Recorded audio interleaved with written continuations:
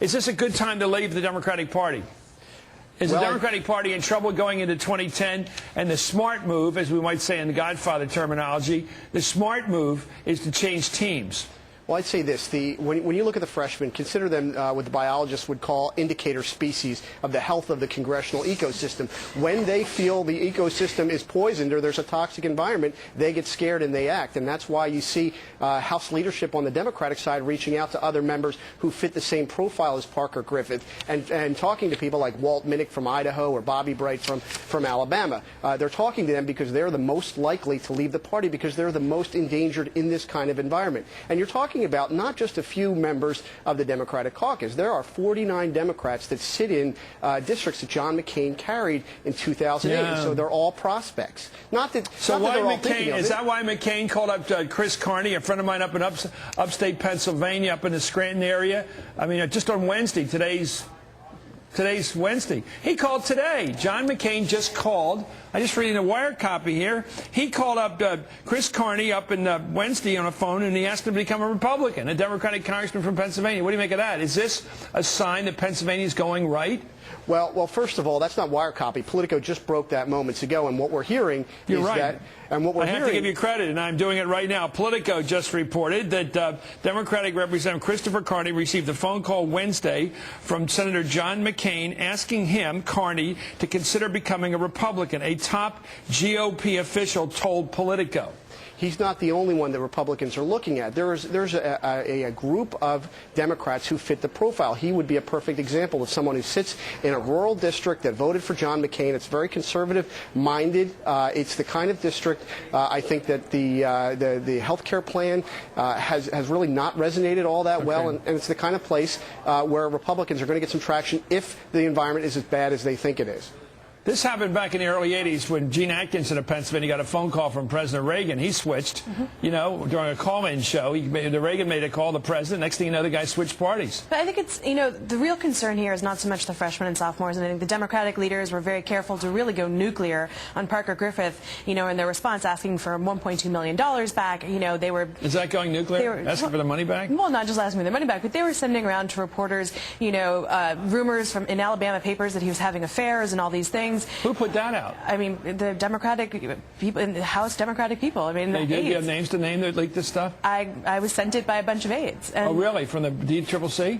From the Democratic leadership. From the leadership, from the majority leader's office or from the speaker's office? I'm not going to say which office. You just did. It was a Democratic aide. Office. It was a Democratic aide from the leadership office. He's putting out bad stuff about him. Yeah. On Parker Griffith. Exactly. Personal stuff. Sending this out. Yeah, personal stuff. And they want. I mean, this is a message to freshmen and sophomores saying, "Do not go there. Do not." What do you make of that? Now that you're another reporter here, what do you make of that?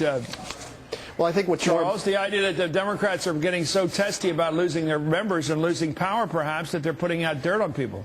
I didn't see a whole lot of that. What I caught was the idea that I think is very meaningful. The radio silence, or you might call it message discipline of the Democratic Party yesterday. You did not hear a lot about that party switch. There was not a lot of recognition. The only public statement that came out from leadership was Chris Van Hollen's message, which was "Give us back the money." And I think that was very important in tamping down this story yesterday, because this is easily the kind of story that can really turn into a brush fire. And it really did not get the kind of play that I think maybe it might have gotten otherwise, because this is a very serious blow. It doesn't matter the balance of power. It's just one seat. Who cares? It's inconsequential when you take a look at the size of the Democratic majority. But it is still a serious sign, and it didn't get a lot of play, or as much as I might have expected.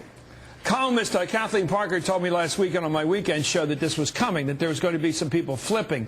Do you know, Jay, if there's more coming, or is it just going to be an attempt to get more? Are the Democratic Party caucus members under assault now to leave a sinking ship, if you will?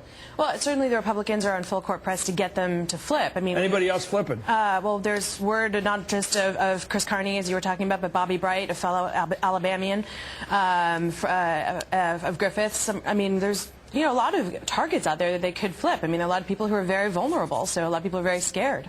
But I mean, I think more so than just these freshmen and sophomores, what's a concern for Democrats are all of these retirements, these old blue dogs that are retiring. And those seats are much more vulnerable in many ways. We're looking at an election with about 7 vulnerable Democratic open seats right now. That's a pretty good leading indicator. We're told, Charles and Jay, that the party's ready to suffer some big losses. In the past, when you've had open seats, vulnerable seats where members basically retire or run for something else, that's a leading indicator. When people give up their seats to do something else or to retire, that their party's in trouble. Is that the way you read it, Charles?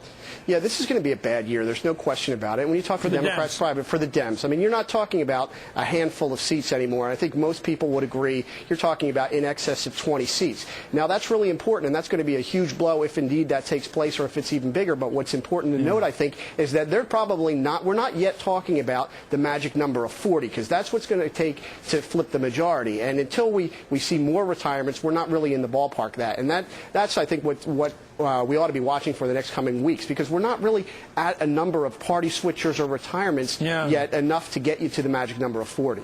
Okay. Well, the indications are that it could well get up into the 40s. Anyway, thank you, Charles Matisian. Thank you.